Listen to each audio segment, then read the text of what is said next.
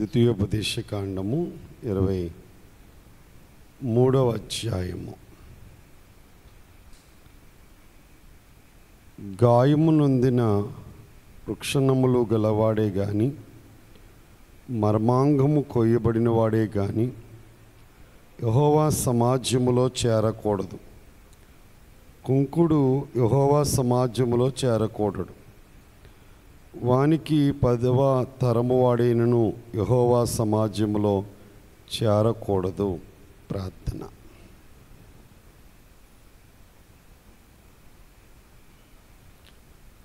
దుష్టుల ఆలోచన చొప్పున నడవక, పాపుల మార్గము నిలవక, అపహాసకులు కూర్చుండు చోటును కూర్చుండక, యెహోవా ధర్మశాస్త్రమందు ఆనందించుచు దివారాత్రము ధ్యానించేవాడు ధన్యుడు అని సెలవిచ్చిన తండ్రి, నీకు స్తోత్రాలు.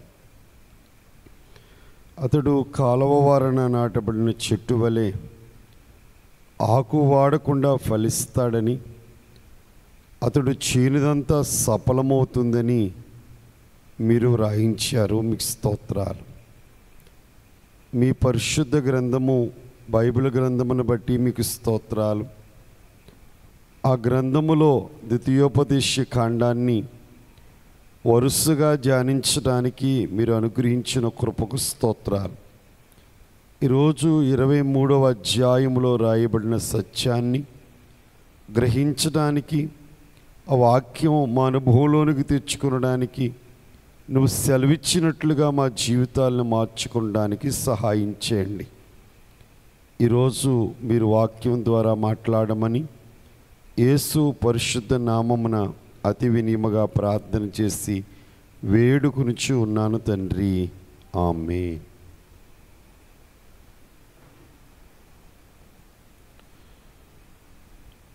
ద్వితీయోపదేశకాండము 23వ అధ్యాయంలో 2 విషయాలు ప్రత్యేకంగా దేవుడు రాయించారు.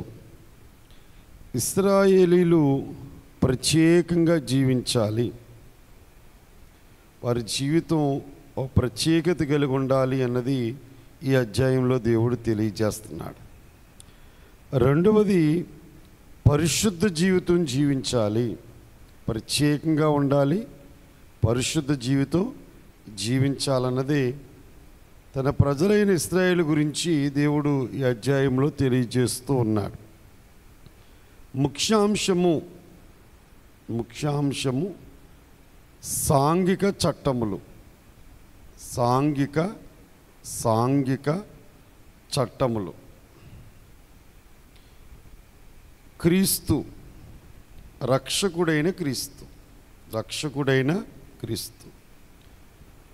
వచనాలు 25, ముఖ్య వచనము 14వ వచనం.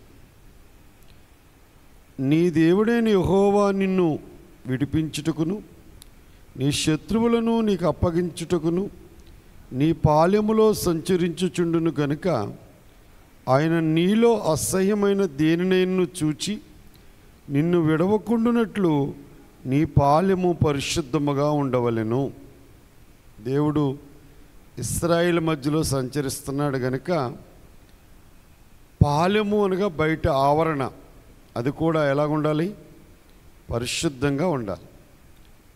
దేవునికి అసహ్యమైనవి ఏదైనా మీరు చేస్తే మిమ్మల్ని విడవకుండునట్లుగా, ఆయనకి అసహ్యం కలిగితే మిమ్మల్ని విడిచి వెళ్ళిపోతాడు కనుక అలాగా మీరు ఆయనకు అసహ్యమైన స్థితిలో ఉండకుండా పరిశుద్ధంగా మీ పాలాలను శుభ్రంగా ఉంచండి అని చెప్పి దేవుడి వచనములో తెలియజేస్తున్నారు. ఈ వచనము ఈ అధ్యాయానికి ముఖ్య వచనముగా మనం రాసుకుంటున్నాము.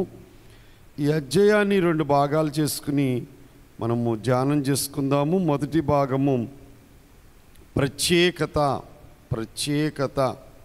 మొదటి వచనము నుండి 8వ వచనం వరకు ప్రత్యేకత. రెండవది పరిశుద్ధత, 9వ వచనం నుండి 25వ వచనం వరకు. పరిశుద్ధత 9వ వచనం నుండి 25. మొదటి భాగాన్ని ప్రత్యేకత అనే అంశాన్ని ధ్యానం చేసుకుందాం. 23వ అధ్యాయము 1 నుండి 8 వచనాలు చదువుకుందాం. గాయము నొందిన వృక్షణములు గలవాడే గాని, మర్మాంగము కొయ్యబడిన వాడే గాని యెహోవా సమాజములో చేరకూడదు. కుంకుడు యెహోవా సమాజములో చేరకూడదు. వానికి 10వ తరము వాడైనను యెహోవా సమాజములో చేరకూడదు. అమోనీయుడే గాని మోయాబీయుడే గాని యెహోవా సమాజములో చేరకూడదు. వారిలో 10వ తరము వాడైనను ఎన్నడూ యెహోవా సమాజములో చేరకూడదు. యాలయనగా మీరు ఐగుప్తులో నుండి వచ్చుచుండగా వారు అన్నపానములు తీసుకుని మిమ్మును ఎదుర్కొని రాక నిన్ను శపించుటకు బహుమానమునిచ్చి నదుల అరాములోని పెతోరులో నుండి నీకు విరోధముగా బెయోరు కుమారుడైన బిలామును పిలిపించిరి. అయితే నీ దేవుడైన యెహోవా బిలాము మాట విననొల్లకుండెను. నీ దేవుడైన యెహోవా నిన్ను ప్రేమించెను గనుక నీ దేవుడైన యెహోవా నీ నిమిత్తము ఆ శాపమును ఆశీర్వాదముగా చేసెను. నీ దినములన్నిట ఎన్నడూ వారి క్షేమమునైనను మేలునైనను విచారింపకూడదు. ఎదోమీలు నీ సహోదరులు గనుక వారిని ద్వేషింపకూడదు. సమస్త దేశంలో ఐగుప్తు దేశంలో నువ్వు పరదేశివై ఇంటివి గనుక ఐగుప్తీలను ద్వేషించకూడదు. వారికి పుట్టిన పిల్లల్లో 3వ తరము వారు యెహోవా సమాజములో చేరవచ్చును. దేవుడు తన ప్రజలైన ఇశ్రాయేలుకి ఇచ్చిన ఈ ప్రత్యేకత మనము ఈ సమయంలో ధ్యానం చేసుకుంటే, మొట్టమొదట వచనములో గాయము నొందిన వృక్షణములు గలవాడే గాని మర్మాంగము కొయ్యబడిన వాడే కానీ యెహోవా సమాజములో చేరకూడదు. అంటే ఆ దినాల్లో వారి దేవతా పూజ చేసేటప్పుడు వారి దేహాలను వారు కోసుకునేవారు, గాయపరుచుకునేవారు. దానికి ఉదాహరణగా మీకు జ్ఞాపకం చేయాలంటే, ఏలియా బయలుదేవత ప్రవక్తలకు మధ్యలో జరిగిన ఆ పందెములో ఏలియా మాట్లాడుతున్న మాటల్లో, మీ దేవుడు నిద్రపోయాడేమో, మీరు మేల్కొలపాలేమో, దూరంగా ఉన్నాడేమో, వచ్చేదాకా ఉండాలేమో అని అపహాసం చేస్తున్నప్పుడు కొరడాలతో వారి దేహాల్ని కొట్టుకున్నారని, గాయపరుచుకున్నారని మనం చూస్తాం. అంటే వారి యొక్క దేవత యొక్క ఆ యొక్క ఆకర్షణ కొరకు లేక ఆయనకి ఇష్టమైనది చేయడం కోసం వారు రక్తాన్ని చిందించడానికి గాయపరుచుకునేవారు. అలాగూ గాయపరచబడిన అవయవాలు కలిగిన వారు ఎవ్వరూ కూడా తమ దేహములో ఏ అవయవము గాయపరచబడిన అవయవాలు కలిగిన వారు ఎక్కడికి రాకూడదని చెప్తున్నాడు దేవుడు. యెహోవా సమాజములో చేరకూడదు అంటున్నాడు. ఇప్పుడు ఇది గాయాలు పాప జీవితానికి సాదృశ్యంగా కనపడుతున్నాయి. ఎందుకంటే ప్రవక్త యెషయా 1వ అధ్యాయములు అంటాడు, నడినెత్తి మొదలుకొని అరికాలు వరకు అన్నీ పచ్చి పుండ్లే, గాయములే అంటాడు.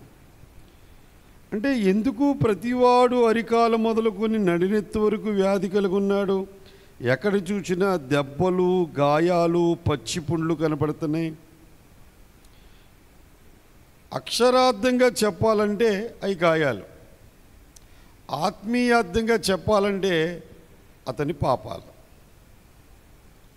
యేసుక్రీస్తు ప్రభువారు ఎందుకు గాయపరచబడ్డారు, ఎందుకు రక్తాన్ని చిందించాడంటే, పేతురు తన పత్రికలో రాస్తూ చెప్పిన మాట, అతడు పొందిన దెబ్బల చేత మనకు స్వస్థత కలుగుచున్నది. బైబిల్ గ్రంథాన్ని బట్టి మీకు చెప్పే మాట, ఇప్పుడు వచ్చే వ్యాధులన్నిటికీ, కష్టాలన్నిటికీ, సమస్యలన్నిటికీ కారణం పాపమే అని బైబిల్ స్పష్టంగా తెలియజేస్తుంది. అది మీ పితరులు చేసిన పాపమైనా, మీరు చేసిన పాపమైనా, మన మీద ఏలుబడి చేసేటప్పుడు ఆ శిక్షను మనం అనుభవించాలి. అందుచేత ఆ గాయములు పాప జీవితానికి సాదృశ్యంగా ఉన్నవి కనుక ఆ పాప జీవితం కలిగిన వారు ఎవ్వరూ కూడా దేవుని చెప్పండి సమాజములో చేరకూడదు. తర్వాత కుంకుడు యెహోవా సమాజములో చేరకూడదు. కుంకుడు అంటే వాడుక భాష బైబిల్లో ఏమని రాయబడి ఉందంటే, వివాహం కాకముందు అక్రమ సంబంధాల వల్ల పుట్టిన పిల్లలు, వివాహం అయిన తర్వాతే బిడ్డలను కనాలి. అది పరిశుద్ధ గ్రంథం యొక్క విధానం. బిడ్డలను ఎప్పుడు కనాలండి అంటే వివాహం చేసుకుని భార్యాభర్తలు కలిసి జీవించి బిడ్డలు కనాలి, దేవుని ఆశీర్వాదం. అలా కాకుండా వివాహం అనే అవస్థలో ప్రవేశించకుండా అక్రమ సంబంధాల వల్ల పుట్టిన పిల్లల్ని బైబిల్ వ్యాఖ్యానం ఏం చెప్తుందంటే కుంకుడు అంటుంది. ఆ కుంకుడు యెహోవా సమాజంలో చేరకూడదు. అంటే అలాంటి వారు దేవుని బిడ్డలుగా ఉండడానికి వీలు లేదు.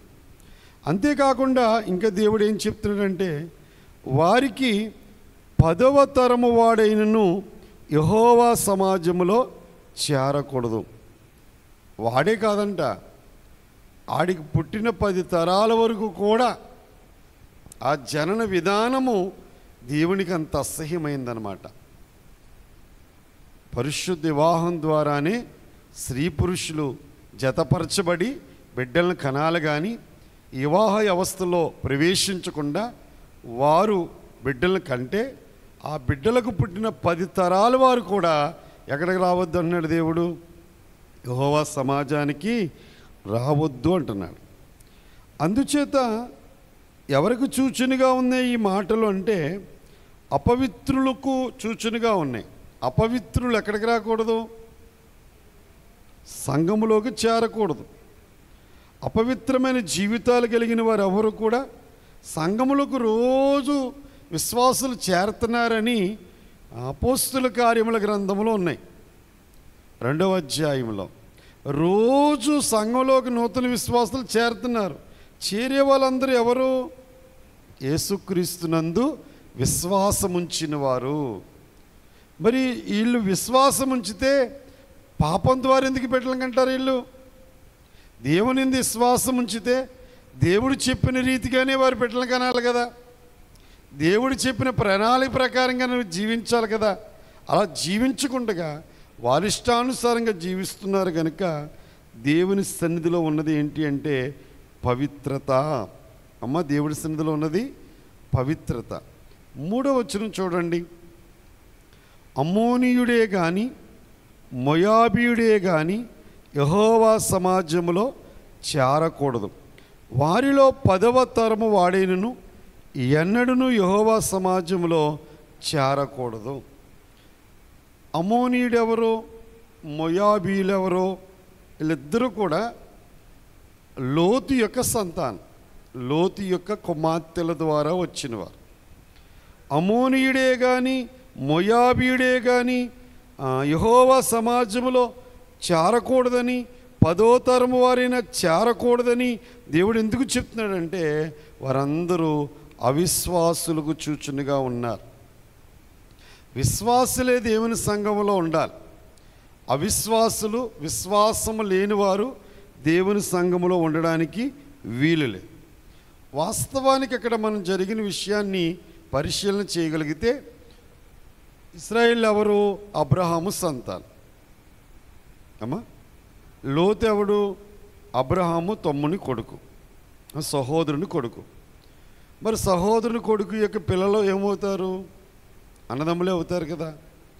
మరి ఇశ్రాయేలీలు 430 ఏండ్లు ఐగుప్తి బానిసత్వంలో ఉండి చాలా కష్టాలు పడి దేవుడు విడిపించి వారి సొంత దేశాన్ని నడిపిస్తున్నారు. మధ్యలో ఈ అమోనీయులు ఉన్నారు, ఈ మధ్యలో మోయాబీలు ఉన్నారు. అయ్యో, ఎన్నో కష్టాలు అనుభవించి మా పితరులు అన్నదమ్ములు వీళ్ళందరూ మా బంధువులే అని కాస్త మంచినీళ్ళు ఇచ్చి కొంచెం ఆతిథ్యం ఇచ్చి ఈ దారుగుండా వెళ్ళండి అని చెప్పవలసింది పోను మోయాబు రాజు అయిన బాలాకు ఏం చెప్పాడు? సోదిగాడైన బిలామును కౌరు పంపించి ఆ ప్రజలందరూ శపించబడాలని చెప్పి చేశాడు. అంటే సొంత అన్నదమ్ములైన వారిని ప్రేమించడం మానేసి సహోదర ప్రేమ లేకుండా వారు ఏం చేశారు? ద్వేషించారు. అందుకు దేవుడు వారిని చెప్పండి చేర్చుకోవద్దు అన్నాడు. ఎన్నటికీ కూడా నీ సమాజంలో చేర్చుకోవద్దు అన్నాడు. అసలు పరిశుద్ధ గ్రంథంలో యోహాను పత్రిక రాసినప్పుడు సహోదర ప్రేమ గురించి ప్రత్యేకంగా తెలియజేశాడు. భక్తి జీవితంలో ప్రార్థన ఎంత ప్రాముఖ్యమైందో, బైబిల్ చదవడం ఎంత ప్రాముఖ్యమైందో, ఆదివారపు ఆరాధన ఎంత ప్రాముఖ్యమైందో, అంతకంట ఆజ్ఞలు పాటించడం చాలా ప్రాముఖ్యమైంది. మన అన్నదమ్ముల్ని, అక్క చెల్లెల్ని సహోదర ప్రేమ మనం కలిగి ఉండాలి. సహోదరుని ప్రేమించిన వాడు, అక్కడ యోహాను చెప్పిన మాట ఏంటంటే, కనిపించే సహోదరుని ప్రేమించని వాడు కనబడిన దేవుణ్ణి ప్రేమిస్తాడంటే ఎవడ నమ్ముతాడు అంటాడు. అంటే మనమందరం సహోదర ప్రేమ కలిగి ఉండాలి, సత్క్రియలు చేయాలి. చదువుదాము. తీతుకు రాసిన పత్రిక 3వ అధ్యాయము 1 నుండి 5 వచనాలను మనం చదువుదాం. తీతుకు రాసిన పత్రిక పరిశుద్ధ గ్రంథములో అధిపతులకును అధికారులకును లోబడి విధేయులుగా ఉండవలననియు 198వ పేజీ 198వ పేజీ ప్రతి సత్కార్యము చేటుకు సిద్ధపడి ఉండవలననియు మనుషులందరి ఎడల సంపూర్ణమైన సాత్వికం కనపరచుచు ఎవరిని దూషింపక జగడనమాడని వారును శాంతులై ఉండవలననియు వారికి జ్ఞాపకము చేయము. ఎందుకనగా మనము కూడా మునుపు అవిధేయులము మోసపోయిన వారమును నానా విధములైన దురాశలకును భోగములకు దాసులమయ్యుండి దుష్టత్వమునందును అసూయందును కాలం గడుపుచు అసహ్యులమై ఒకరినొకరు ద్వేషించుచూ ఉంటిము. కానీ మన రక్షకుడైన దేవుని యొక్క దయను మానవుల ఎడల ఆయనకున్న ప్రేమయు ప్రత్యక్షమైనప్పుడు మనము నీతిని అనుసరించి చేసిన క్రియల మూలముగా కాక తన కనికరము చొప్పునే పునర్జన్మ సంబంధమైన స్థానము ద్వారాను పరిశుద్ధాత్మ మనకు నూతన స్వభావం కలుగుచేయడం ద్వారాను మనలను రక్షించెను. క్రీస్తును ఎరక్క ముందు మనమందరం కూడా ద్వేషాలతోటే బతికాం. ప్రేమ లేదు, కక్షలు. మరి యేసుక్రీస్తు ప్రభువారు మన ఎడల ఏం చూపించాడైనా? దయను చూపించాడు, కనికరమును చూపించాడు, నీతిని అనుసరించే జీవితాన్ని దేవుడు మనకి ఇచ్చాడు. 8వ వచనం కూడా చదివితే, ఈ మాట నమ్మదగినది గనుక దేవుని యందు విశ్వాసముంచువారు సత్క్రియలను శ్రద్ధగా చేయటి యందు మనసుంచునట్లు నీవి సంగతులను గూర్చి దృఢముగా చెప్పుచుండవలని కోరుచున్నాను. ఇది మంచిదియు మనుషులకు ప్రయోజనకరమునై ఉన్నది. కానీ ఇక్కడ సహోదర ప్రేమ వారిలో లేనందుకు మోయాబీలను చెప్పండి, అమ్మోనీయులను దేవుడు యెహోవా సమాజంలో చేర్చుకోవద్దన్నాడు. 10వ తరము వారిని కూడా చేర్చుకోవద్దన్నాడు. మరి దేవుడు ఆ మాట చెప్పిన తర్వాత ఎందుకు చేర్చుకోవద్దు అనడానికి కొన్ని కారణాలు. యాకోబు పత్రిక 4:4లో లోక స్నేహం దేవునితో వైరం అన్నాడు. రోమాపత్రిక 12:2లో లోక మర్యాదను అనుసరించొద్దు అన్నాడు. ఇలా లోతు కుమార్తెలు దేవుని యందు విశ్వాసము లేక చెప్పండి, లోకంలో మనకి పిల్లలు కావాలి, మనతో పోవడానికి పురుషుడెవడు లేడు అని లోకమును దృష్టిలో పెట్టుకుని వారు పాపం చేస్తారు. అది దేవునికి చాలా ఆయాసకరమైంది. లోక స్నేహం, దేవునితో వైరం, లోక మర్యాద అనుసరించొద్దు అన్నాడు. ఇప్పుడు బెత్లెహేములో కరువు వచ్చిందని నయోమి తన భర్తని తన ఇద్దరు కుమారులను తీసుకుని మోయాబుకి వెళ్ళింది. ఎన్నాళ్ళు బాగా శ్రద్ధగా మోయాబీల్లోకి వెళ్ళొద్దని చెప్తే ఈమె ఎక్కడికి వెళ్ళింది? బెత్లెహేము అనే రొట్టెల ఇంటిని విడిచిపెట్టి తన భర్తను తన బిడ్డలను తీసుకుని మోయాబుకి వెళ్ళింది. వెళ్ళడమే కాకుండా అక్కడ ఉన్న ఇద్దరు మోయాబు స్త్రీలను తన కుమారులకి వివాహం చేసింది. ఏం శిక్ష వచ్చింది? భర్తను కోల్పోయింది, కుమారులిద్దరిని. కానీ అక్కడ రూతు మోయాబు అసహ్యమైందని నయోముతో ఆమె ప్రయాణం చేస్తూ దేవుని ప్రజల యందు విశ్వాసం ఉంచి దేవుని యందు విశ్వాసం ఉంచి మోయాబుని విడిచిపెట్టొచ్చింది. తన జాతిని తన ఆచారాలు విడిచిపెట్టి అత్త నమ్మిన దేవుడు దేవుడని, ఆ దేవుడు నేను అనుసరించాలని ఆవిడ చెప్పిన మాటల్లో నీ దేవుడే నా దేవుడు, నీ దేవుడే నీ ప్రజలే నా ప్రజలు, నువ్వు చనిపోయిన చోట నేను కూడా చనిపోతాను అని తన సొంత జాతిని విడిచిపెట్టి మోయాబు జాతిని విడిచిపెట్టి రూతు దేవుని ప్రజలను విశ్వసించి దేవుడిని విశ్వాసముతో నమ్మి ఆమె చేరడాన్ని బట్టి ఆమె యేసుక్రీస్తు ప్రభువారు జన్మించిన తల్లుల వలసలో నిలిచింది. యేసు ప్రభు జనన క్రమాన్ని చదివినప్పుడు మత్తయి సువార్తలో బోయోజు రూతునందు అన్న మాట కనబడుతుంది. అంటే యేసుక్రీస్తు ప్రభువారు జన్మించిన తల్లుల వరుసలో ఒక తల్లిగా రూతమ్మ గారు మారారు. కారణం ఏంటంటారు? లోకమనే మోయాబుని విడిచిపెట్టి దేవుని యందు విశ్వాసముంచి దేవుని ప్రజలను అత్తుకుని ఉండడాన్ని బట్టి ఆమె దైవ దీవెన పొందింది. ఇప్పుడు మనం కూడా దైవ దీవెన పొందాలంటే ఏమి విడిచిపెట్టాలి? గుళ్ళోకి వస్తే సరిపోద్దా? మేము రోజు గుళ్ళోకి వస్తున్నామండి, మా కష్టాలు తీరతలేదండి, మేము రోజు ప్రార్థన చేసుకుంటున్నామండి, మా కష్టాలు తీరతలేదండి అన్నారు చాలామంది. ఎందుకు తీరుతాయి? ఏమి విడిచిపెట్టాలి? అమ్మ, లోక సహవాసాన్ని విడిచిపెట్టాలి. ఇంకా ముందుకెళ్తే దేవుడు అంటున్నాడు, ఎదోమీయులు నీ సహోదరులు కనుక వారిని ద్వేషించకూడదు అంటాడు. ఎదోమీయులు కూడా ప్రేమించండి అంటున్నాడు.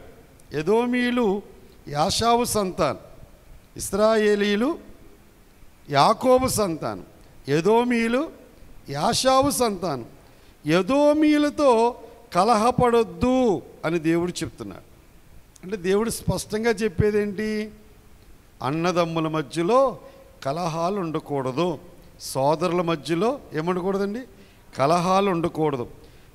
ఎదోమీయులతో ఇశ్రాయేలులతో కలహం వచ్చిన సందర్భాలు ఉన్నాయి. ఎదోమీయులు ఇశ్రాయేలు మీద ద్వేషబుద్ధితో జీవించి వారికి బాధలు కలిగించారు. ఎవరో? ఎదోమీయులు. గనుక ఇశ్రాయేలు ద్వారా వాళ్ళు నశింప చేయబడునని దేవుడు చెప్పాడు. ఐగుప్తులో దేవుడు అవండి ముందుకెళ్తే ఐగుప్తులో నువ్వు పరదేశివై ఉన్నావు కనుక ఐగుప్తుల్ని ఏం చేయొద్దు అన్నాడు? ద్వేషించకూడదు అన్నాడు. ఎదోమీయులు సహోదరులు కాబట్టి ప్రేమించమన్నాడు. ఐగుప్తులు ఎవరో? పరదేశిగా ఆ దేశంలో 430 ఏళ్ళు ఉన్నారు. చాలా బాధలు పెట్టారు. ఎన్ని బాధలు పెట్టినా దేశంలో ఉన్నావు కాబట్టి, పరదేశిగా ఉన్నావు కాబట్టి అక్కడున్న ఐగుప్తీలను నువ్వు బాధ పెట్టకూడదు అన్నాడు. ఆ ఐగుప్తీయులు నీ యెహోవా నామాన్ని విశ్వసిస్తే చెప్పండి, వారిని ఏం చేయమన్నాడు? సమాజంలో 3వ తరము వారిని చేర్చుకోమన్నాడు. ఎన్నో తరము వారిని? 3వ తరం వారిని చేర్చుకోమన్నాడు. అంటే మీకు ఒక మాట జ్ఞాపకం చేయాలి. ఐగుప్తీయులను 3వ తరం వారిని చేర్చుకోమని ఎందుకు చెప్పాడంటే, నిర్గమాకాండంలో మీరు చూడండి ఒకసారి ఆ మాట. నిర్గమాకాండం 12వ అధ్యాయం 37-38 వచనాలు. అప్పుడు ఇశ్రాయేలు రామసేసు నుండి సుకోతునకు ప్రయాణమైపోయిరి. వారి పిల్లలు గాక కాల్బలము 6 లక్షల వీరులు, అనేకులైన అన్యజనుల సమూహమును. ఎన్నర బాగా వెళ్ళిందో వాక్యము. ఇశ్రాయేలు దేవుడి యందు విశ్వాసం ఉంచిన ఐగుప్తీయులు కూడా ఇశ్రాయేలుతో బయలుదేరి వచ్చారండి. ఇక్కడ అనేకులైన అన్యజనుల సమూహమును వారితో కూడా బయలుదేరి వచ్చింది. వీరు ఇశ్రాయేలు దేవుడిని నమ్మారు, ఇశ్రాయేలు వెంబడించారు. అంచేత రెండవ తరం కాదు, మూడో తరం వారిని చేర్చుకోమన్నాడు. మొదటి తరం వారికి ఐగుప్తు లక్షణాలు పోవో. ఐగుప్తిలో నుంచి వచ్చిన దేవుని ప్రజలందు యేసు క్రీస్తునందు విశ్వాసం ఉంచినా వారి ఆచారాలు విడిచిపెట్టమంటే చాలా కష్టం. వారి నుంచి రెండవ తరం వారికి కొంచెం ఉంటాయి వీళ్ళు నేర్పిన బుద్ధులు. రెండవ తరం వారు ఇశ్రాయేలు దేవుణ్ణి వెంబడిస్తూ ఉన్నారు. పరిపూర్ణంగా వెంబడించినప్పటికీ తండ్రులు నేర్పిన కొన్ని లక్షణాలు వారిలో ఉంటాయి. కానీ వారికి పుట్టిన పిల్లలకి ఆ లక్షణాలు ఉండవు. కాబట్టి పరిపూర్ణంగా ఇశ్రాయేలులో కలిసిపోతున్నారు. కాబట్టి మూడవ తరము వారిని ఎక్కడ చేర్చుకోమన్నాడు దేవుడు? యెహోవా సమాజంలో చేర్చుకోమన్నాడు. ఎందుకంటే బైబిల్ గ్రంథాన్ని మనం పరిశీలన చేసినప్పుడు నినివే పట్టణాన్ని రక్షించాలని దేవుడు ఉద్దేశించాడు. అక్కడికి అందరూ అన్యులే, నినివే ప్రజలందరూ అన్యులే. అక్కడ దేవుని ప్రవక్త అయిన యోనాను దేవుడు పంపించాడు. ప్రకటిస్తే వాళ్ళు మారు మనసు పొందితే దేవుడు ఆ పట్టణాన్ని ఆ ప్రజలను రక్షిస్తాడన్న ఉద్దేశంతో చెప్పడం ఎందుకు, వాళ్ళు మారడం ఎందుకు, వాళ్ళు రక్షించబడడం ఎందుకు, వాళ్ళు అన్యులు కదా అన్న భావంతో ఆయన మరొక వాడెక్కాడు. మనకు ఆ విషయాలన్నీ ఎరిగిన వారం. దేవుడు మరలా వాడలో నుండి సముద్రంలో పడేయించి సముద్రంలోంచి చేప గర్భంలో ఉంచి చేపను తీసుకొచ్చి చెప్పండి నినివే రేవులో కక్కివేయమంటే మరలా అక్కడికి వచ్చి బోధ చేశాడు. ఒకరోజు చేసిన బోధకి 120,000 మంది మారు మనసు పొంది దేవుని బిడ్డలుగా మారారు, పశ్చాత్తాపపడ్డారు. వారి జీవితాన్ని ఏం చేశారు చెప్పండి? మార్చుకున్నారు. ఉపవాసం ఉన్నారు అని మాట ఉంది, తమ దుర్మార్గతలు విడిచిపెట్టారని కూడా ఉంది. చాలామంది ఉపవాసాలు ఉంటారు కానీ ఏం చేయరు? దుర్మార్గతలు విడిచిపెట్టరు. అంటే దేవునికి ఏది ఆయాసకరంగా ఉందో అలాంటి చెడు కార్యాలు విడిచిపెట్టి అప్పుడు మనం దేవుడితో సహవాసము చేయాలి. అంటే చెడ్డ మానం మేము మంచి చేస్తాము అంటే ఎన్నాళ్ళు చేసినా మనకు ఆశీర్వాదము రాదు. ఇంకా కొంచెం ముందుకు వెళ్ళినప్పుడు మనము మొదటి భాగంలో ఉన్న విషయాలు ఇప్పటి వరకు మనం ధ్యానం చేసుకున్నాం. ఎందుకంటే దేవుని ప్రజలు ప్రత్యేకంగా జీవించాలి కనుక దేవుడు వారికి కొన్ని ప్రత్యేకమైన విషయాలను తెలియజేశాడు. మర్మాంగము కొయ్యబడిన వారిని యెహోవా సమాజంలో చేరనివ్వకూడదని చెప్పాడు. కుంకుడు మరి 10 తరాలైనా సరే చేరనివ్వకూడదని చెప్పాడు. అమ్మోనీయుడిని మోయాబీయుడిని మరి 10 తరాలైనా సరే చేరనియొద్దని చెప్పాడు. మరి ఎదోమీయులు మీ సహోదరులు కాబట్టి వారిని ప్రేమించండి, వారితో కలహపడొద్దని చెప్పాడు. తర్వాత ఐగుప్తు నుంచి మీరు వచ్చారు కనుక ఐగుప్తులో ఉన్న వారిని ప్రేమించండి, 3వ తరాన్ని మీ సమాజంలో చేర్చుకోండి అని దేవుడు చెప్పాడు. ఇది ఇశ్రాయేలు జీవితంలో ప్రత్యేకించబడిన విషయాలు. ఇక రెండవదిగా మనం చూద్దాము, రెండవ భాగము పరిశుద్ధత. రెండవ భాగము పరిశుద్ధత.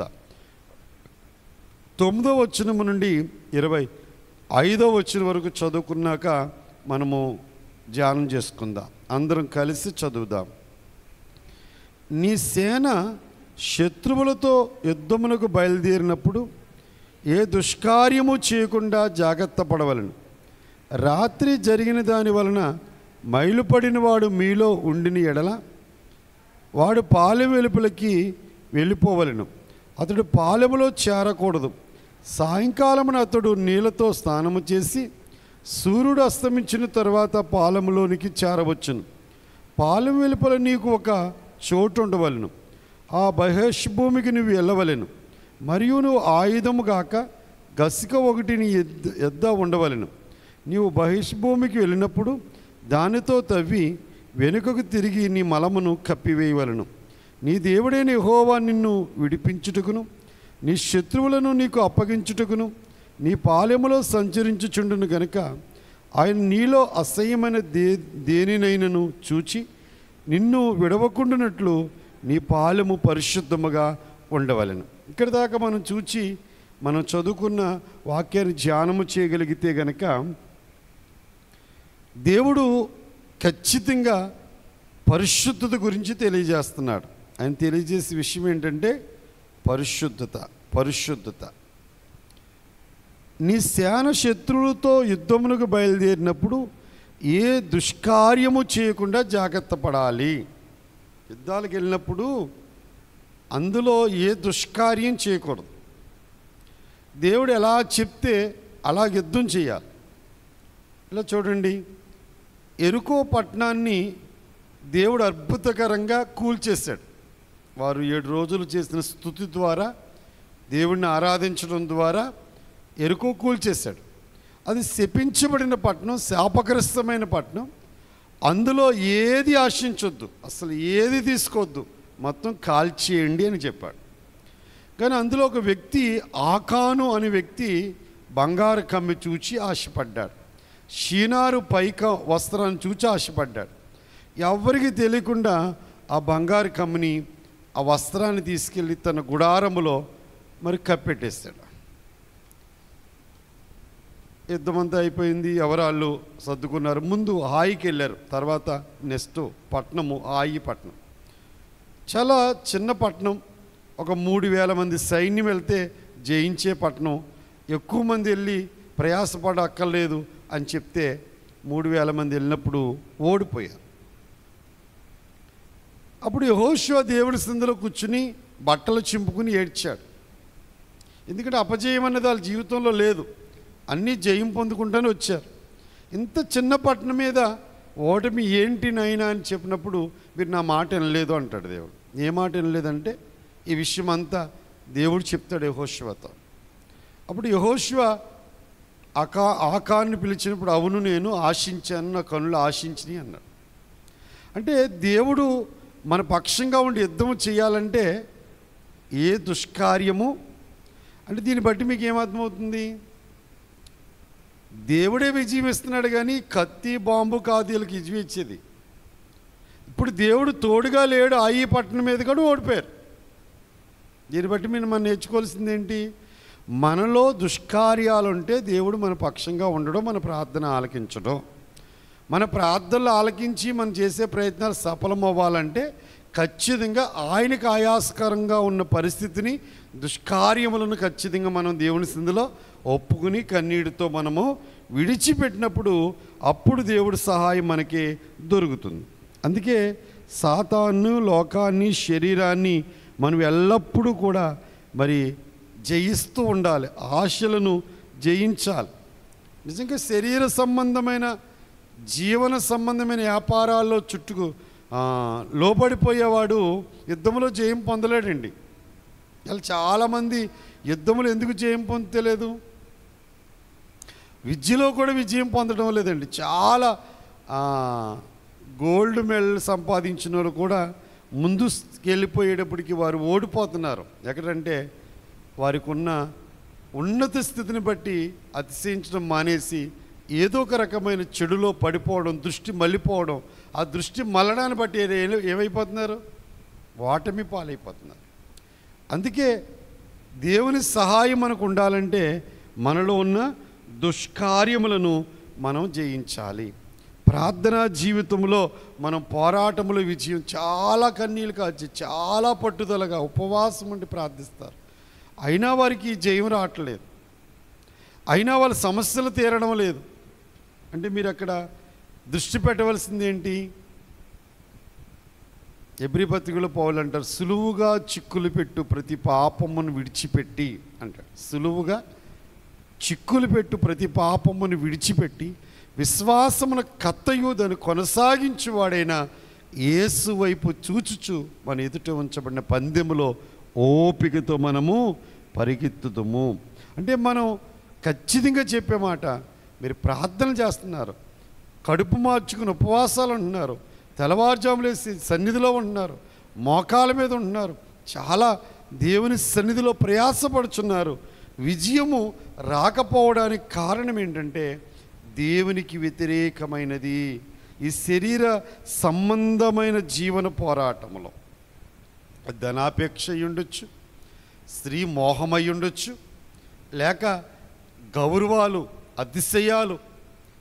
చాలామందికి ఒక రకమైన అతిశయం ఉంటుంది, అంటే నేను అనే అహం ఉంటుంది. వీటిని బట్టే మనుషులు ఓటమి పాలవుతున్నారు.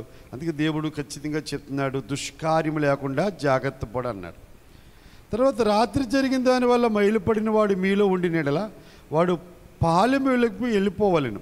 అతడు పాలెములో చేరకూడదు. సాయంకాలమున అతడు నీళ్ళతో స్నానము చేసి సూర్యుడు అస్తమించిన తర్వాత పాలెములో చేరవచ్చును. పాలెం వెలుపులో నీకు ఒక చోటు ఉండవలను. ఆ బహిర్షభూమికి నువ్వు వెళ్ళవలను. మరియు నువ్వు ఆయుధము కాక గసిక ఒకటి నీ యొద్ద ఉండవలను. నీవు బహిర్షభూమికి వెళ్ళినప్పుడు దానితో తవ్వి వెనక తిరిగి నీ మలము కప్పివేయవలను. అంటే ఇప్పుడు మనందరికీ దేవుడు మరి పరిశుద్ధమైన పరిస్థితులు కల్పించాడు. పూర్వం అందరం కూడా చెప్పండి బహిర్షభూమికి వెళ్ళేవారు. అయితే మనము ఇశ్రాయేలులైన వారిలో దేవుడు చెప్తున్న మాట, దేవుని సంచారం, పరిశుద్ధ దేవుడు సంచరిస్తూ ఉంటాడు కనుక ఆ స్థలం ఎలాగ ఉండకూడదు, పవిత్రంగా ఉండకూడదు. అంచేత మరి తీసుకెళ్ళే నీటితో పాటు నువ్వు ఖచ్చితంగా ఒక గసిక తీసుకెళ్ళాలంటే మన భాషలో చెప్పండి ఒక పార లాంటిది తీసుకెళ్ళి నీవు ఆ మలమును కప్పివేయాలి. అంటే ఎంత పరిశుద్ధంగా ఉండాలి, ఎందుకంటే నీ దేవుడు సంచరిస్తూ ఉంటాడు. అందుకే దైవజనుడు దేవదాసయ్య గారు సన్నిధి గురించి చెప్పిన, ప్రార్థన గురించి చెప్పిన, ఇల్లు శుభ్రంగా ఉండాలి, వాకలు శుభ్రంగా ఉండాలి.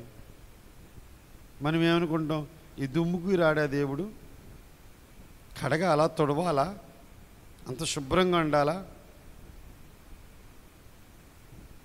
మళ్ళీ తుడువు అనేవారండి దేవదాసయ్య గారు. మళ్ళీ తుడిస్తే ఇంత దుమ్మే వచ్చేదండి.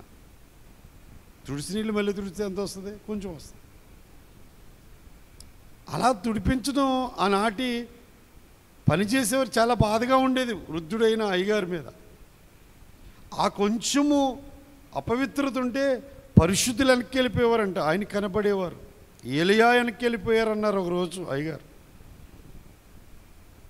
అందుకే ఆయన రాసిన కీర్తనలో ఇల్లు వాకిలి సామానులు ఎల్లా శుద్ధిగా నుండవలెను. ఇల్లు వాకిలి సామానులు ఎల్లా శుద్ధిగా నుండవలెను. ఉల్లాసముతో దేవుని సన్నిధి నూరక వలెను. విసుగక ఏకాంత స్థలము కోరుము. దేవుని ప్రార్థింప ఏకాంత స్థలము చేరుము. ఉదరమునకు శరీరమునకు ఉండవలెను శుద్ధిగాని. ఉదరమునకు శరీరమునకు ఉండవలెను శుద్ధిగాని. హృదయ శుద్ధి చేసి ప్రభుని ఎదుటికి రావలెను సుమి.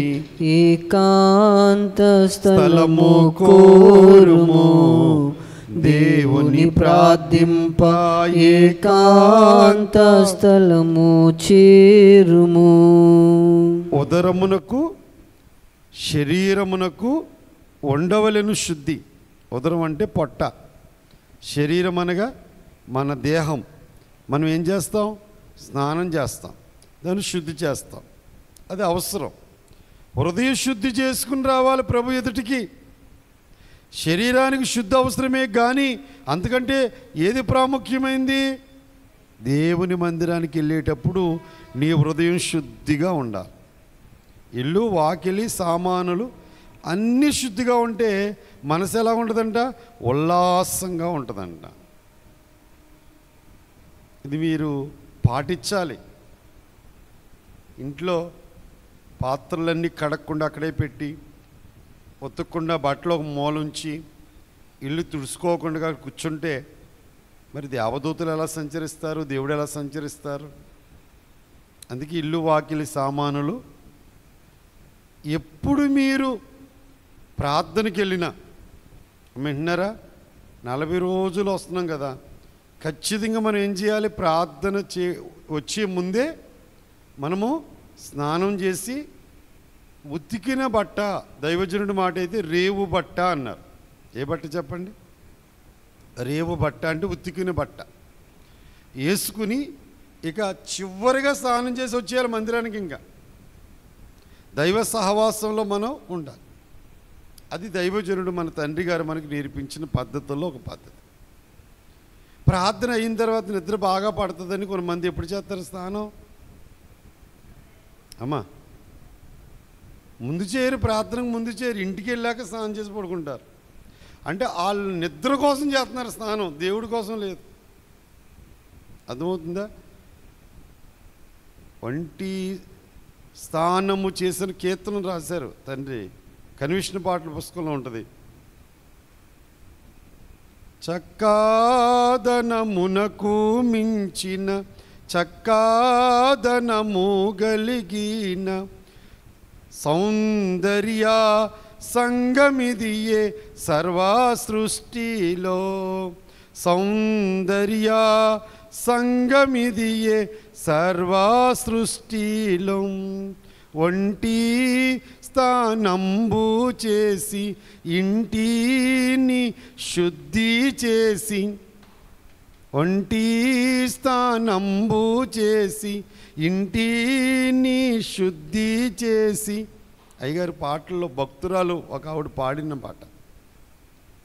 చక్కగా మోకరించి దేవుని సన్నిధిలో మనం ఉండాలి, అప్పుడు ఉల్లాసంగా ఉంటాం. అంటే బహిర్ష భూమిలో జరిగే ఈ యొక్క మలమును కప్పివేయమని ఎందుకు చెప్తున్నాడంటే, ఆ ప్రాంతమంతా దేవుని సంచారం జరగాలంటే నీ ప్రాంతమంతా ఎలాగుండాలి? నువ్వు అలాగ అపవిత్రంగా ఉండి నువ్వు తిరుగుతావా? నువ్వు సంచరిస్తావా? ఆ దుర్వాసన మధ్యలో నువ్వు సంచరించగలుగుతావా? మరి నువ్వు సంచరించలేనప్పుడు సర్వాన్ని సృష్టించిన పరిశుద్ధుడు సంచరించాలి, నీ దేహంలో సంచరించాలి, నీ మందిరములో సంచరించాలి.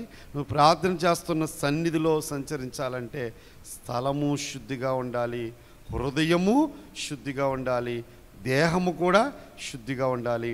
కనుక మన పిల్లలకి మనకు తెలుసు కనుక మన పిల్లలకి ఏమి నేర్పించాలి? మనం నేర్పించాలి చిన్న చిన్న విషయాలే. ప్రార్థన చేసుకున్న తర్వాత స్నానం చేస్తానంటే అలా కాదు. దేవుని వాక్యం చెప్తుంది మనం ఎలాగుండాలి? దేవుని ఎదుట పరిశుద్ధులుగా ఉండాలి.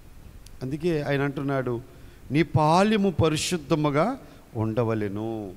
అసహ్యమైనది ఉంటే దేవుడిని మధ్యలో ఉండడు కనుక హృదయము శుద్ధిగా ఉండాలి, ఉదరము శుద్ధిగా ఉండాలి, శరీరము శుద్ధిగా ఉండాలి, గృహము శుద్ధిగా ఉండాలి, కట్టుకునే చెప్పండి వస్త్రము శుద్ధిగా ఉండాలి, పాదము శుద్ధిగా ఉండాలట. అందుకే నీళ్లు పెట్టింది అక్కడ కింద. మీరు ఏం చేయాలి చెప్పండి? మీరు బూట్లు వేసుకొస్తున్నారో లేకపోతే చెప్పులు వేసుకొస్తున్నారో, మీరు అస్సలు కాలికి బాడవకుండా వస్తున్నారో మాకు అనవసరం. కానీ దేవుడి సంధికి వచ్చేటప్పుడు మీరు ఖచ్చితంగా ఏం చేయండి? పాదాలు పై బదిలేసి కాళ్ళలో పెట్టండి, అంతే. అందుకే పాదాల దగ్గర ఏమనుకోవద్దు. దేనికోసం కడుక్కుంటామండి? కింద అడుగు భాగం కోసమే కదా. చాలామంది ఏం చేస్తారు? చెంబుడు నీళ్ళు కూడా ఎక్కడ పోస్తారు? చెంబుడు నీళ్ళు కానీ 2 చెంబుడు నీళ్ళు కానీ ఎక్కడ పోతారండి? పైన పాదం తడవడమే చూసుకుంటారు.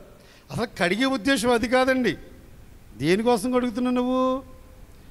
పాదము అడుగు భాగంలో ధూళి, దుమ్ము, బురద, మట్టి అలాంటివి అంటికిపోయినాయేమో దానికోసం కడుగుతావు. ఇంతకీ వీళ్ళందరూ ఏం చేస్తారు? పైన కడుగుతారండి. కాలు మీద కాలేసి తోమకి అడిగి గుళ్ళోకి వచ్చావా? చెప్పులు ఉంటాయి కదండి, మాకు ఎందుకు దుమ్ము వద్దు అన్నట్టు చూస్తున్నారు మీరు. పాదం కడుక్కోమన్నాడండి నిర్గమాకాండంలో.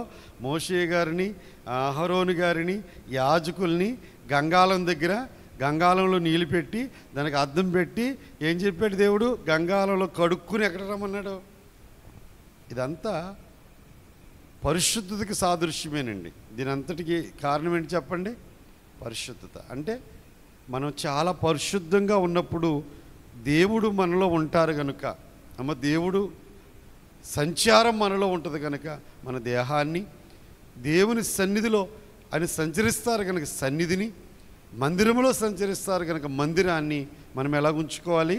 పరిశుద్ధముగా ఉంచుకోవాలి. ఇక్కడ మనం నేర్చుకునే పాఠం ఏంటంటే, పాలెము పరిశుభ్రంగా ఉండాలి, హృదయము పరిశుద్ధంగా ఉండాలి. పాలెము పరిశుభ్రంగా ఉండాలి. మా పరిశుభ్రత దేనికోసం అంటే ఆరోగ్యానికి. పరిశుభ్రత దేనికోసం అంటే చెప్పండి, క్షేమము. మరి ఇది మనకి. హృదయ శుద్ధి ఎవరికి? దేవుడికి. హృదయం శుద్ధిగా ఉందనుకో ఎవరు వస్తారో? మానవా శుద్ధి మదినాకర్షించు, మానవా శుద్ధి ప్రభుని మదినాకర్షించు. వారిలోకి యేసయ్య ఇచ్చేస్తున్నారు, వాళ్ళకి దర్శనాలు వచ్చేస్తున్నాయి. అంటే చెప్పండి, వాళ్ళ హృదయము శుద్ధిగా ఉంది. దేవుని వాక్యం చెప్తుంది, హృదయ శుద్ధి గల వారు ధన్యులు, వారు దేవుని చూచెదరు. అందుకే దేవుడు మనల్ని అంట పరిశుద్ధులు అవ్వడానికి పిలిచాడట. అసలు మిమ్మల్ని నన్ను సంఘంలోకి ఎందుకు పిలిచాడు చెప్పండి? పరిశుద్ధులుగా ఉండడానికి పిలిచాడు. రోజు చెప్తున్నాను కదా మీకు, పేతురు రాసిన మొదటి పత్రికలో 1వ అధ్యాయం 14 నుంచి 19 వచనంలో లేవీ కాండంలో దేవుడు చెప్పిన మాట, నేను పరిశుద్ధుడు కనుక మీరును పరిశుద్ధులై ఉండులాగా అన్యజనుల్లో నుండి నేను మిమ్మల్ని ప్రత్యేకపరుచుకున్నాను. మీ సమస్త ప్రవర్తన యందు ఎలా ఉండాలి? పరిశుద్ధులుగా ఉండాలి. యేసు ప్రభు నిన్న చదువుకున్నాం మనం, ఎఫెసీ 5:27. ఎందుకు ఆయన ఉతక స్నానం చేయిస్తున్నాడు? ఎందుకు అన్ని వాక్యమని నీటితో ఉతక స్నానం చేస్తున్నాడు? మన నైజ బుద్ధిని మార్చడానికి, మన పాత స్వభావాన్ని మార్చి మనల్ని ఏం చేయాలి? పరిశుద్ధులుగా మార్చాలి. అమ్మ, స్నానం రోజు చేయాలంటారా? వారానికి ఒకసారి చేస్తే చాలదా? చెప్పండి. సబ్బు అరిగిపోతుంది, నీళ్ళైపోతున్నాయి, బట్టలు ఉతకలేకపోతున్నాం అని వారానికి ఒకసారి చేస్తారా? పెండ్లి కుమార్తెగా ఎత్తబడే వాళ్ళు 2 సార్లు చేయాలి. పొద్దున్నే చేయాలి. మీలో చాలామందికి ఎన్నిసార్లైనా చేసే అలవాటు ఉంది. ఎందుకోసం చెప్పమంటారు? దేవుడి కోసం కాదు, మీకు పరిశుద్ధత కోసం. అంటే మీరు చెప్పండి, హాయిగా నిద్ర పట్టడం కోసం, అంతేనా? కానీ ఎవరి కోసం చేయాలి? నేను అందుకే చెప్పాను, మీ పనులన్నీ ముగించుకున్నాక స్నానం చేశారంటే గుళ్ళోకి వెళ్ళిపోవాలంతే. ఇంకా అలా చేసి చూడండి. అప్పుడు ఇంకా మన మనసు దేవుడి మీదే ఉంటుంది. శుభ్రత మన ఆరోగ్యం కోసం, పరిశుద్ధత దేవుడి నివాసం కోసం. ఇంకా ముందుకెళ్దాము. ఈ భాగాన్ని ముగించుకుని 15 నుంచి 16 చదువుదాం. తన యజమాని యొద్ద నుండి తప్పించుకొని నీ యొద్దకు వచ్చిన దాసుని వాని యజమానికి అప్పగింపకూడదు. అతడు తన ఇష్టప్రకారముని గ్రామములో ఒక దాని యందు తాను ఏర్పరచుకున్న చోట మీతో కలిసి మీ మధ్య నివసింపవలను. నీవు వానిని బాధింపకూడదు. యజమాని దగ్గర నుంచి పని చేయలేక తప్పించుకుని వచ్చిన చెప్పండి, ఒక దాసుడు వచ్చాడనుకోండి, ఇగో మీ దాసుడు మా దగ్గర ఉన్నాడని తీసుకెళ్ళి అప్పచెప్పొద్దు. అతడు ఎక్కడ నివసిస్తానంటే అక్కడ ఆ గ్రామంలో ఒక చోటివి. ఎందుకంటే అతడు పరదేశి కదా. నువ్వు కూడా ఐగుప్తు దేశంలో ఎలాగున్నావు? పరదేశిగా ఉన్నావు కదా. పరదేశి బాధ ఏంటో నీకు తెలుసు కదా. మా సొంత ఊరిలో కాకుండా పరదేశులు వస్తూ ఉంటారు, పొరుగు గురించి వచ్చి ఊళ్ళో ఉంటారు. ఒకప్పుడు నువ్వు కూడా పరదేశివే కనుక పరదేశిని బాధించకూడదు. పొరుగురు నుంచి వచ్చి మన ఊళ్ళో బ్రతకడానికి వచ్చిన వాళ్ళని మనం ఏం చేయకూడదట? బాధించకూడదంట, వాళ్ళకి బాధ కలిగించకూడదు. అందుకే దేవుని వాక్యం ఎంతో స్పష్టంగా ఈ విషయాల్ని మనకి తెలియజేస్తుంది. ఉదాహరణకి పరిశుద్ధ గ్రంథంలో మనం చూసినప్పుడు ఫిలోమోను పత్రిక ఉందండి. కొత్త నిబంధనలో ఫిలోమోను పత్రిక ఉంది. 1వ అధ్యాయం. అమ్మ, 1వ అధ్యాయం. ఆ ఫిలోమోను పత్రికలో ఒనీసిము అనే వ్యక్తి ఉన్నాడు. అతడు యజమానుడి దగ్గర ఒక తప్పు చేశాడని, దొంగతనం చేశాడని అతన్ని బంధించి జైల్లో వేయించాడు. ఇప్పుడు జైల్లో ఉన్నాడు ఎవరు? ఒనీసిము. ఒనీసిము ఉన్న జైల్లోనే అపోస్తుడైన పౌలు గారు క్రీస్తు ఖైదీగా వచ్చాడు. సువార్త ప్రకటించడాన్ని బట్టి వచ్చాడు. ఇప్పుడు పౌలు గారు సహవాసం పట్టాడు ఈ ఒనీసిము. అప్పుడు తన తప్పులు ఒప్పుకుని, నేను చేసింది నా యజమానుడికి అన్యాయమే చేశానని చెప్పండి, తన అవిధేయతలన్నీ ఒప్పుకున్నాడు. అప్పుడు యజమానుడైన ఫిలోమోనికి పౌలు పత్రిక రాశాడనమాట. ఆ పత్రిక అదే. అతడు నీ దగ్గర నిష్ప్రయోజకుడుగా ఉన్నాడో కానీ ఇలా దేవుని సహవాసం తెలుసుకుని ప్రయోజకుడయ్యాడు. అతన్ని చేర్చుకో. ఎలా చేర్చుకో? దాసుడిగా చేర్చుకోకు, ఇప్పుడు స్నేహితుడిగా, కుమారుడిగా చేర్చుకో. అతను చేర్చుకుని మరి అతడు చేసిన తప్పు వల్ల ఎంత నష్టమైతే నువ్వు పోయావో, అంటే ఎంత నష్టము నువ్వు కలిగి ఉన్నావో ఆ నష్టం నేను చెల్లిస్తా, అతను నువ్వు చేర్చుకోమని చెప్తూ, అయినా నువ్వే నాకు రుణస్థుడువు అన్నాడు పౌలు. ఎందుకంటే పౌలు గారు బోధలు ప్రార్థనల వల్ల ఫిలోమోను మారాడు. అందుచేత అసలు పౌలు యొక్క హృదయంలో ఎంత ప్రేమ ఉందో చూడండి. ఒక వ్యక్తిని, నిష్ప్రయోజకుడిని ప్రయోజకుడిగా మార్చి మళ్ళీ ఎక్కడ పంపించాడు? ఫిలోమోను దగ్గరికి పంపించాడు. అంటే దీన్ని బట్టి మనకి ఏమర్థమవుతుంది? ఇతరులకు మనం ఏం చేయాలి? మేలు చేయాలి. మేలు చేయుట యందు అలసిపోవద్దని గలతీ పత్రిక 6వ అధ్యాయము 9-10 వచనాల్లో చాలామంది మేలు చేయటి యందు ఏం చేస్తున్నారు? ఇప్పుడు దాకా చేసాం ఇంక చేయలేం, ఇప్పుడు దాకా ప్రార్థించాం ఇంక చేయలేం, ఇప్పుడు దాకా వచ్చాం ఇంక రాలేం అని ఏమైపోతున్నారు? అలసిపోతున్నారు. చదవండి ఒకసారి గలతీ పత్రిక 6వ అధ్యాయము 9-10 వచనాలు.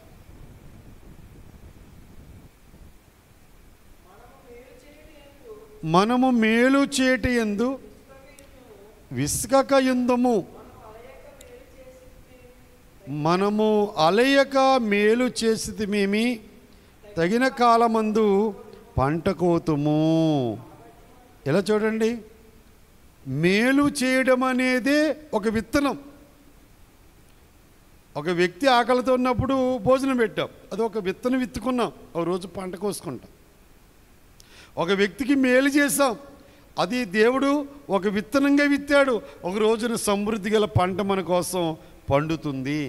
యోహాను రాసిన 3వ పత్రిక 11వ వచనం చదువుదాం. ప్రకటన గ్రంథానికి ముందు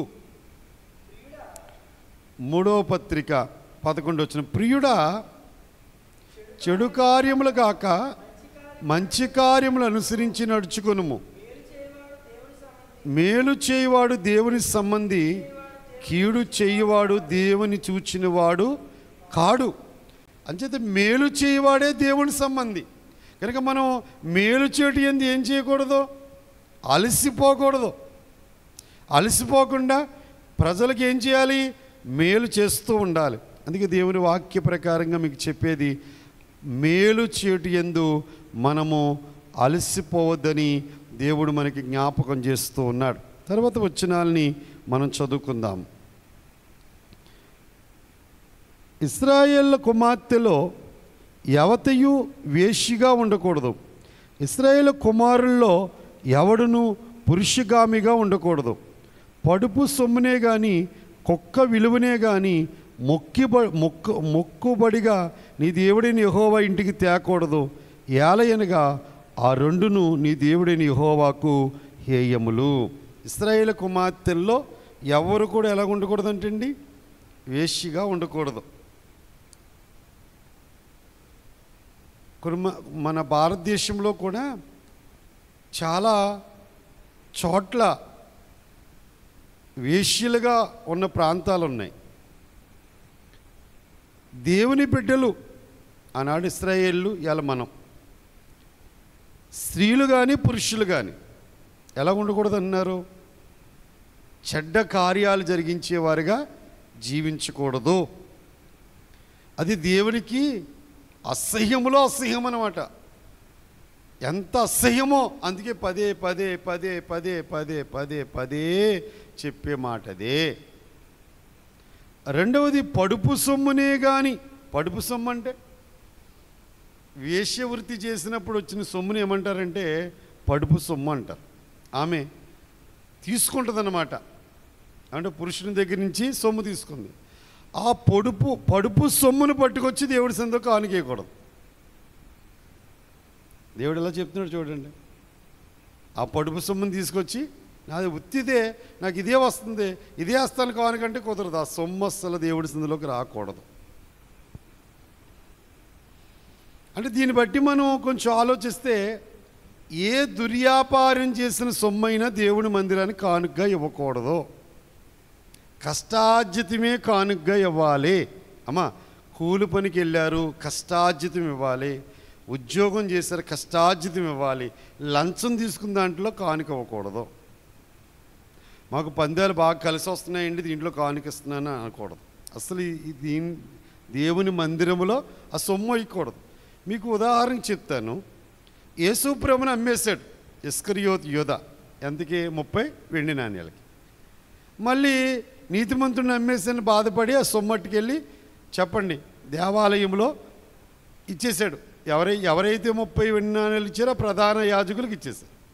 వెంటనే వారు కానుకేసారా? ఏముంది అక్కడ? ఇది నిరపరాధి రక్తము, అది కానుక పెట్టిలో వెయ్యి తగదు. పరదేశులను అంటే ఎవరెవరో వచ్చిన వాళ్ళని పాతి పెట్టడానికి కుమ్మరివాని పొలం కొన్నారు. రక్తభూమి అనబడిందంటది. అంటే ఎంత భయపడిపోయారో సొమ్ముని కానుక పెట్టలేయడానికి.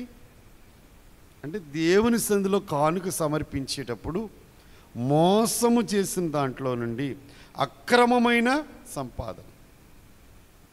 ఏమనుకోకపోతే ఓ మాట, ప్యాకాట్కి వెళ్తున్నాను, మరి మన మంచి లాభం వస్తే కానుకేసుకుంటాను అనుకున్నాడు అనుకోండి. అడిగి లాభం వచ్చింది, ఆ కానుక పట్టుకొచ్చి ఎక్కడేస్తున్నాడు? గుళ్ళు వేస్తున్నాడు. వీడు ఏం చెప్తాడు? నేను మొక్కున్నాను రా, మొక్కుని వెళ్తే నాకు బాగా వచ్చినాయి, నువ్వు కూడా మొక్కు అంటే దేవాలయం ఏమైపోద్ది అంటారు? ఇప్పుడు ఎంత స్పష్టంగా చెప్తారు. పడుపు సొమ్మునే కానీ కుక్క విలువనే కానీ, అంటే చాలా కుక్క ఎంత నీచమైంది చెప్పండి. కక్కిన వాటికి తిరిగేది. దాన్ని ఏం చేయొద్దు అన్నాడు? మొక్కుబడిగా నీ దేవుడైన యెహోవా ఇంటికి తేకూడదు. ఆ రెండు దేవుడైన యెహోవాకు ఏహములు, ఆయనకి ఇష్టం లేదు. తర్వాత 19:20 వచ్చిన, నువ్వు వెండినే కానీ ఆహార ద్రవ్యమునే కానీ వడ్డీకి వేయబడు దేనిని నీ సహోదరునికి వడ్డీకి ఇవ్వకూడదు. అన్యుడికి వడ్డీ బదులు ఇవ్వచ్చును కానీ నువ్వు స్వాధీనపరుచుకున్నట్లు చేరబోచున్న దేశంలో నీ దేవుడైన యెహోవా నీ చెయ్యి ప్రయత్నములంటి విషయంలోనూ నిన్ను ఆశీర్వదించినట్లు నీ సహోదరులకు వడ్డీకి బదులు ఇవ్వకూడదు. అమ్మా, ఇది సహోదర ప్రేమ. వారు చాలా అవస్థల్లో ఉన్నారు, చాలా ఇబ్బందుల్లో ఉన్నారు. నీకున్న సొమ్ములో నువ్వు ఇవ్వగలిగినంత సొమ్ము ఇవ్వి, మరలిస్తారు, తీసేసుకో, కానీ వడ్డీకి మాత్రం ఇవ్వకు. ఎందుకంటే వాళ్ళ స్థితి నువ్వు చూచావు కదా, వాళ్ళ స్తోమత నువ్వు చూచావు కదా, వాళ్ళ ఇబ్బంది నువ్వు చూచావు కాబట్టి సొమ్ము ఇచ్చావు. మరలా తిరిగి వాళ్ళు సొమ్ము ఇచ్చినప్పుడు సొమ్ము తీసుకో, కానీ వడ్డీ మాత్రం కట్టొద్దు. అసలు దేవుడు ఇంత ప్రేమగా మనకు చెప్తున్నాడంటే మనమందరం ఎలా జీవించాలని. మీరు కోట్లు కోట్లు సంపాదించండి, దేవుడి దగ్గరికి వెళ్ళాలమ్మా. మనమందరం ఏం పట్టుకెళ్ళం కదా. ఆయన ఆజ్ఞలు పాటించామనుకోండి, ఆయన చెప్పినట్లు నడిచామనుకోండి, దేవుని సన్నిధిలో ఉంటాం, ఆయనకి ఇష్టలుగా మనం బతుకుతాం. 21-23 వరకు చదివితే, నీవు నీ దేవుడైన యెహోవాకు మొక్కుకొనిన తర్వాత ఆ మొక్కుబడిని చెల్లించుటకు తడువు చేయకూడదు. నీ దేవుడైన యెహోవా తప్పక నీ వలన దాన్ని రాబట్టుకొనును, అది నీకు పాపమగును. నువ్వు మొక్కు కొనని ఎడల నీ యందు ఆ పాపముండదు. నీ పెదవుల నుండి బయలుదేరిన మాటను నెరవేర్చుకుని నీ దేవుడైన యెహోవాకు మొక్కుకున్న ప్రకారం నీవు నీ నోట పలికినట్లు స్వేచ్ఛార్పణ నర్పించవలెను. అసలు మొక్కుకోకపోతే దేవుడు కార్యాలు చేయడా? చేస్తాడు. కానీ ఆపదల మొక్కులు అన్నట్లుగా ఏం చేస్తారు? దేవుడు మా అప్పులని తీరితే ఇంటికాడ కూటం పెట్టుకుని భోజనాలు పెట్టుకుంటాం అన్నాం అనుకోండి, ఒకలా ఉంటుంది. కొంతమంది ఏమంటారు? మేకపోతునేస్తాను అంటారు. ఎందుకు దేవుడు అప్పులు తీర్చాడు, భోజనాలు పెట్టాలంటే మేకపోతును కొనే స్తోమత లేదు. ఇప్పుడు మేకపోతు 10,000 ఎట్టు కొనాలంటే మళ్ళీ దాంట్లో కూరకి నూనె అన్నీ కొనాలంటే ఇంకో 10,000 అవుద్ది. 20,000 ఎట్టి పెట్టలేక, మొక్కుబడి తీర్చుకోలేక, కనీసం కోడి కూడా పెట్టలేని స్థితి లేక మొక్కుబడే. అది ఆవిడ మొక్కుకోమన్నాడు మిమ్మల్ని. అందుకే నోట్లోంచి మాట వచ్చే ముందు చాలా జాగ్రత్తగా ఆలోచించుకుని మాట్లాడుకోవాలి. ఊరికినే మొక్కేసుకుంటూ ఉంటారు. అమ్మా, నడిచి వెళ్ళిపోతాం, మోకాల మీద వెళ్ళిపోతాం, తెల్లవారుజామున లేచిపోతాం, ఇలాగా అలాగే ఇష్టమని మొక్కేస్తారు. నోట్లోంచి మాట వచ్చింది అంటే నెరవేర్చాలంతే. మాట రాకపోతే దేవుడు నిన్ను అడగడు కదా. ఒకవేళ మాట వచ్చి మీరు తప్పితే ఆయన ఊరుకుంటాడా? రాబడతాడంట. అమ్మా, నువ్వు మొక్కుకున్న దాన్ని అయినా రాబడతాడు. ఆయనకు వచ్చేది వచ్చేస్తుంది. కానీ నువ్వు పాపి అవుతావు, నువ్వు పాపము చేసిన వాడు అవుతావు. అందుకే నీ మొక్కుబళ్ళు దేవునికి ఏమండి స్వేచ్ఛార్పణగా చెల్లించు. మొక్కుకోవద్దు. మొక్కుకుంటే తడువు కాకుండా తొందరగా తీర్చు.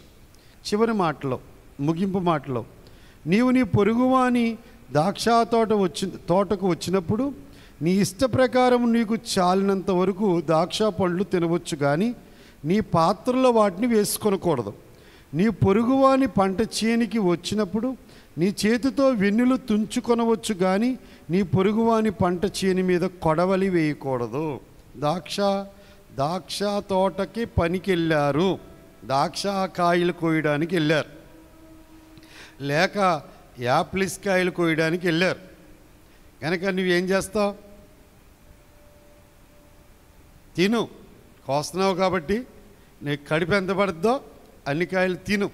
అంతేగాని క్యారేజీలు వేసుకుని పట్టుకెళ్ళకు. వెన్నెలు తుంచుకుని తినాలంటే తిను, కానీ కొడవలు వేసి కొయ్యకు.